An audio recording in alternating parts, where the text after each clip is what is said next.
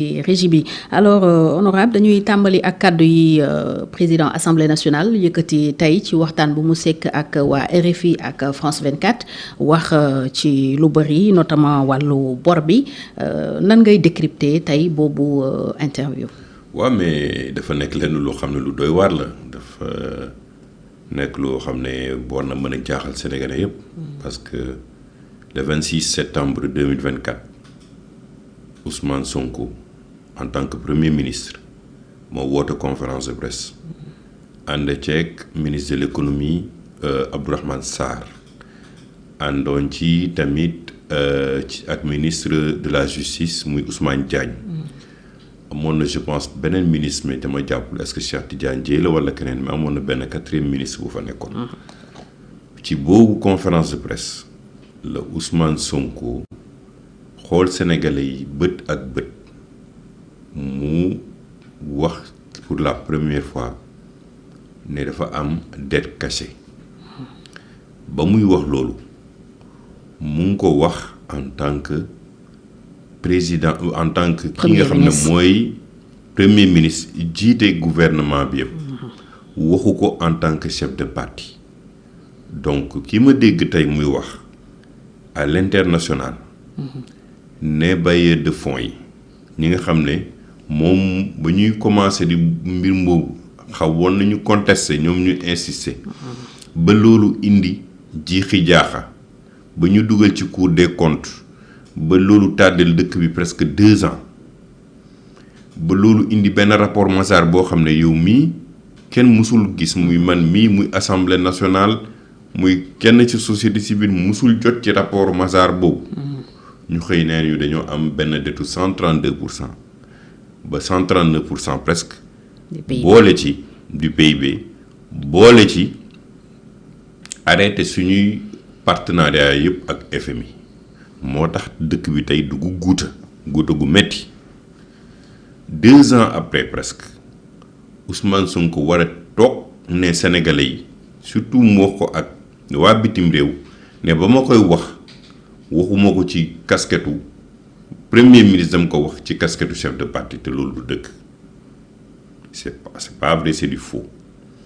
Ousmane Sonko li mu wax ni c'est extrêmement grave nee na non seulement da ko wax ci casquette bi nga xam ne moom mooy chef de parti en plus de ça il n'avait pas tous les leviers yow boo nekkee amoo levier yëpp xamoo lan moo ne ci biir xamoo exactement lan ngay wax c'est du vrai et du faux mais looy waxee mu ne non que xam nga ne fii rôle premier ministre. Les pouvoirs du premier ministre sont très limités. Mais ça aussi c'est faux. Parce que le premier ministre c'est lui qui travaille directement avec le président de la République. Ousmane Sonko dem na ba président bàyyi ko mu tabb kan mooy nekk ministre de l'Intérieur. Ousmane Sonko dem na ba président bàyyi ko tabb kan mooy ministre de la Justice Yacine Fall ak Bamba Cissé. Ousmane Sonko avait son mot à dire sur le gouvernement. Pour preuve am na ñoo xam ne tey ba ñu démissionné ci gouvernement bi yàlla Ousmane Sonko tax du yàlla ak patrie bu moo tax. Donc il avait tous les leviers ba ñu defar benn poste spécial pour moom mooy ki nga xam ne tey mooy porte-parole gouvernement bi nekk auprès du premier ministre. loolu ci moom rek lañ ko mës a gisee kooku am mësul am. Que le porte-parole du gouvernement soit auprès du premier ministre. Secrétaire d'État auprès du premier ministre du secrétariat non loolu moom mësul am. Donc il était tout puissant ba nga xam ne tey modification constitution yi li ci ëpp sax boo xoolee modification yi ñu bëggoon pour dooleel premier ministre ci moom lañ ko bëggoon pour calmer ko. réponse boobu mi ngi ko joxee surtout bi ñu koy laaj ndax mun nañ jàppee dette bi une dette odieuse dette boo xam ni donc waruñu ko fay mu ni moom ak président peut-être musuñu wax ci loolu mais li mu ci daan wax moom sur la dette pour que ñu mun ko jàppee une dette odieuse amul woon c'était le chef de parti qui parlait. Non loolu c'est faux. Il a parlé en tant que chef du gouvernement. La question de la dette ne concerne pas un parti. La question de la dette doit concerner un pays. Pastef moomul dettu Sénégal. PS moomul dettu Sénégal. APR moomul dettu Sénégal. Dettu Sénégal askan bi ñoo ko sédd bokk ko parce que ñoo koy fay du Ousmane Sonko koy fay du waa militant Pastef ñoo koy fay Sénégal yëpp a koy fay. Donc quand il parle de la dette bu nekkoon dafa doon wax dettu Pastef kooku ça les concerne ñoom. ça ne nous concerne pas ku seen parti la suñu yoon nekku ci bu ñu def seen levée de fonds muy dugg seen kafa ga suñu yoon nekku ci c'est leur parti c'est leur gestion interne amuñ ci dara luñ ciy wax mais Ousmane Sonko ne peut pas se permettre de dire aux Sénégalais qu'il a parlé au nom en tant que chef de parti mënul jël casquette bu ko neex rek bu demee ba sës ci mur bi mu génne benn casquette mu ne non man waxewuma ko woon non c'est totalement faux. Les preuves sont là, sont tangibles, existent, des vidéos existent où le Premier ministre a parlé, où Ousmane Sonko a parlé en tant que Premier ministre. Et donc la dette odieuse a été soulevée par exemple surtout par des organisations de la société civile. Ay professeur Ndongo Samba Sylla, mon ami de l'ex-Africa, Eliman Kane et d'autres ont parlé de dette odieuse. C'est li indi woon ñu wax dette odieuse mooy propos yi nga xam ne tey gouvernement bi génne na ko parce que man dès le début ba ñuy wax affaire u dette cachée bi man dama ne lii mënta nekk parce que dette mënoo koo nëbb kenn am na ku moom bor bi pour preuve ñu ngi koy fay ba léegi. C'est Abdourahmane Sarr loolu la waxoon bi ñu demee assemblée. waaw on paye la dette. Donc quand on dit qu'une dette est cachée mënoo gis dette bi kon mënoo koo fay mais dañuy gis dette boo xam ne ñu ngi koy fay kon y a pas de dette cachée ça c'est un man leen mais te loolu maa ngi dégg frappe di ko wax keroog mais man leen foofu la ñu waroon jiite. mooy nañ teg benn commission d'enquête parlementaire mixte avec ñi nga xam ne des gens de la société civile et des indépendants, des personnalités reconnues de par leur vertu de par leur lu nekk seen qualité ñu def pendant 1 an 2 ans benn saytu bu exhaustif sur la question de la dette ñu mën a xam fan la dette bi dugg ndax am na dette cachée wala amul dette cachée.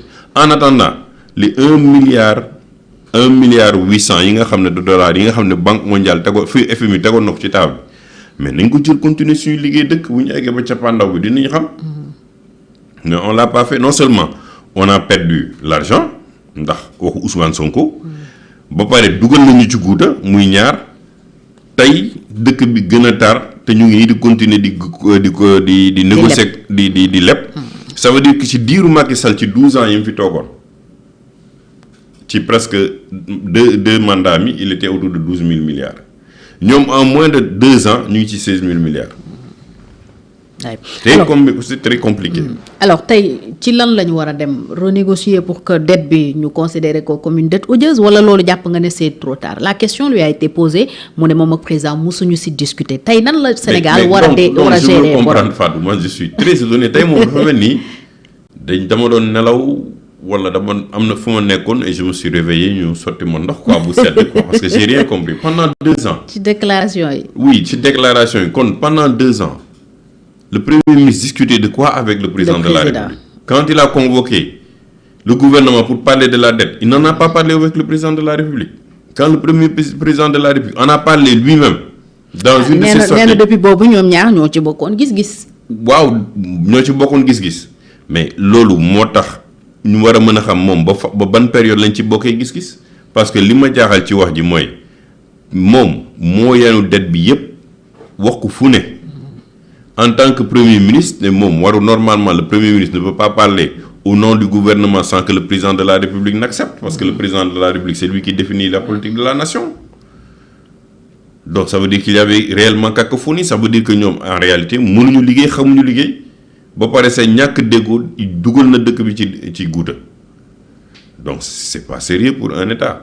Aujourd'hui, et puis FMI dafa leen wax lu leen nee na leen man yaa leen wax seen dette depuis boobu ñu ngi avertir nit ñi. ba FMI demee ba sës ak ñoom daf leen ne d'accord nañ yéen yaa leen wax lii am na nangul nañ leen ko léegi nag comme nangul nañ leen ko nañu jël beneen cabinet mu ñëw saytu mbir mi muy cabinet Mazars mais mënuñu am. rapport bi ñu génn foofu FMI ne leen léegi nañu waxtaan pour xool naka la ñuy trouver solution balaa ñuy wax ban trouver solution moom moo génn ne kenn du fi restructurer. Mais restructurer une dette c'est pas une fin en soi moom wax na ko sànq. nee na mais tey dafa mel ni position boobu évolué na. déet boobu bu demee ba ne nee na catégorique ci restructuration. non dafa ne